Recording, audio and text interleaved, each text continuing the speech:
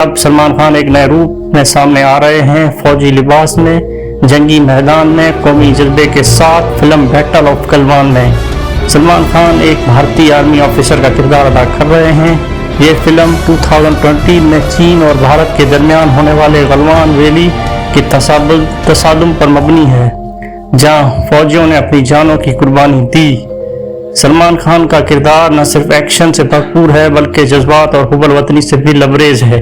ایک ایسا موقع جہاں سلمان خان خود نئے انداز میں پیش کر رہے ہیں، لیکن کیا یہ فلم سلمان خان کے کیریئر کو دوبارہ اونچائیوں پر لے جائے گی؟ کیونکہ پچھلی چند فلمیں جیسے اینٹم، رادھے اور کس کا بھائی کس کی جان باکس آفس پر کچھ خاص نہیں کر سکی۔ اب سوال یہ ہے، کیا سلمان خان اپنی پرانی شان واپس کر پائیں گے؟ کیا بیٹل آف گلوان ان کا کم بیک ثابت ہوگی؟